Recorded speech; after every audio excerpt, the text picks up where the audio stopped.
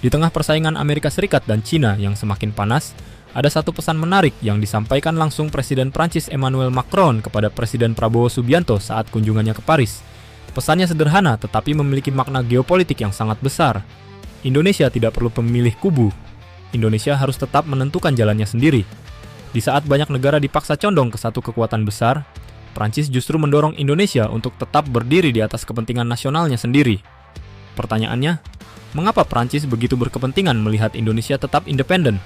Dan apakah ini hanya soal diplomasi, atau ada sesuatu yang lebih besar yang sedang dibangun di balik hubungan Jakarta dan Paris?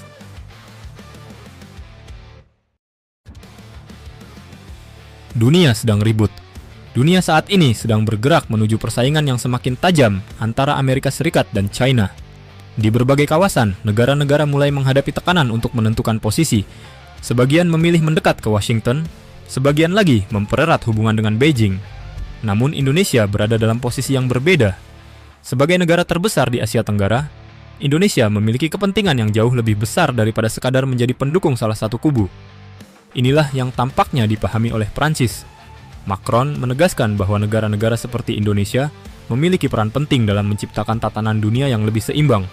Dunia tidak boleh hanya ditentukan oleh dua kekuatan besar saja.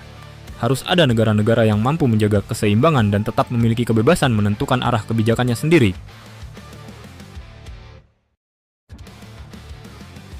Macron buka suara. Pernyataan Macron sebenarnya bukan sekadar basa-basi diplomatik. Prancis sejak lama memiliki tradisi politik luar negeri yang relatif independen.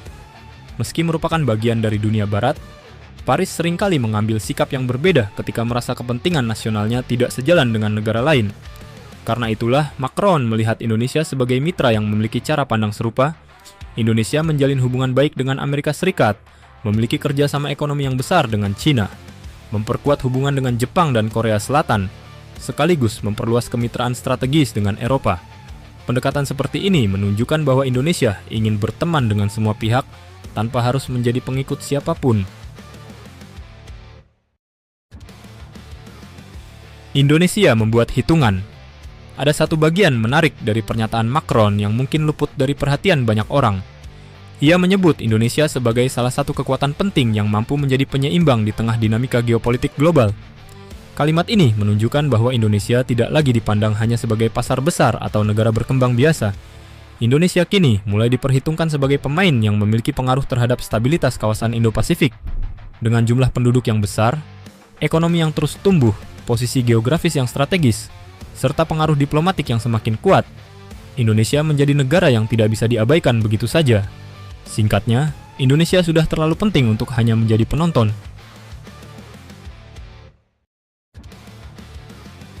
Bukan negara pengikut. Selama bertahun-tahun, Indonesia menjalankan politik luar negeri bebas aktif. Prinsip ini sering dianggap sekadar slogan, padahal justru semakin relevan dalam situasi dunia saat ini. Ketika banyak negara sibuk memilih kubu, Indonesia justru memiliki peluang untuk bekerja sama dengan semua pihak sekaligus menjaga kebebasan dalam menentukan keputusan strategisnya sendiri. Inilah yang membuat Indonesia memiliki ruang gerak yang lebih luas. Kita bisa memperkuat pertahanan dengan satu negara, memperluas kerjasama ekonomi dengan negara lain, dan tetap menjaga hubungan baik dengan berbagai kekuatan dunia tanpa harus kehilangan kemandirian.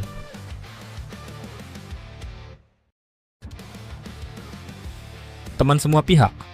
Dalam pertemuan di Paris, Presiden Macron dan Presiden Prabowo tidak hanya membahas isu geopolitik, keduanya juga membicarakan penguatan kerjasama di berbagai sektor strategis seperti pertahanan, teknologi, energi, ekonomi, dan keamanan kawasan Indo-Pasifik.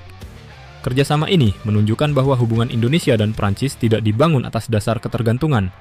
Yang dibangun adalah hubungan yang saling menguntungkan dan saling menghormati kedaulatan masing-masing. Bagi Indonesia, model kerjasama seperti ini jauh lebih sesuai dengan prinsip politik luar negeri yang selama ini dijalankan.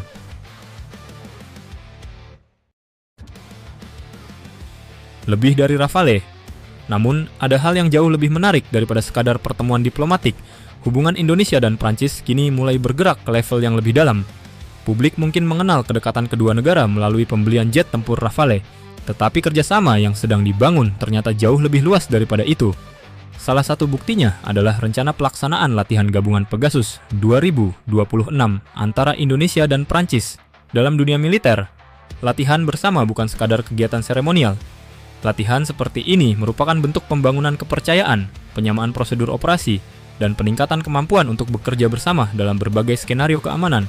Tentu ini bukan aliansi militer formal seperti NATO. Indonesia tetap berpegang pada prinsip bebas aktif dan tidak bergabung ke dalam blok pertahanan manapun.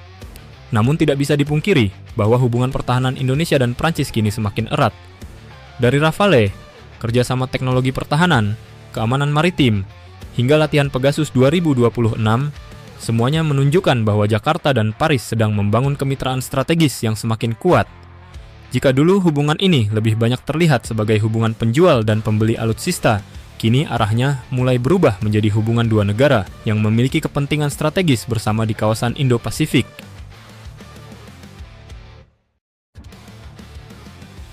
Kelas Indonesia naik. Ada satu pelajaran penting dari seluruh rangkaian pertemuan ini. Dunia tampaknya mulai melihat Indonesia sebagai negara yang memiliki pengaruh besar terhadap masa depan kawasan. Seringkali kita terlalu fokus melihat kekurangan sendiri. Padahal kenyataannya, semakin banyak pemimpin dunia yang datang ke Jakarta, semakin banyak kerja sama strategis yang ditawarkan, dan semakin banyak negara yang ingin mempererat hubungan dengan Indonesia.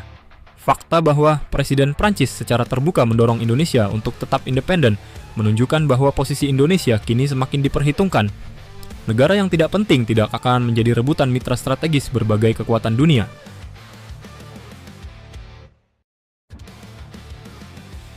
Pada akhirnya, pesan Macron kepada Presiden Prabowo bukan hanya tentang hubungan Indonesia dan Prancis. Pesan itu adalah pengingat bahwa dunia sedang berubah dan persaingan antar kekuatan besar akan terus berlangsung. Di tengah situasi tersebut, Indonesia memiliki kesempatan yang sangat berharga. Kesempatan untuk tetap berdiri di atas kepentingan nasionalnya sendiri, bekerja sama dengan siapapun, membuka hubungan dengan siapapun, tetapi tetap memegang kendali atas arah masa depannya sendiri. Karena kekuatan sejati sebuah negara bukanlah saat ia mengikuti arus yang dibuat orang lain. Kekuatan sejati adalah ketika ia mampu menentukan jalannya sendiri, meski dunia di sekelilingnya sedang berebut mempengaruhi kemana ia harus melangkah. Dan dari Paris, tampaknya dunia kembali diingatkan bahwa Indonesia bukan negara yang sedang mencari jalan. Indonesia adalah negara yang sedang menentukan jalannya sendiri,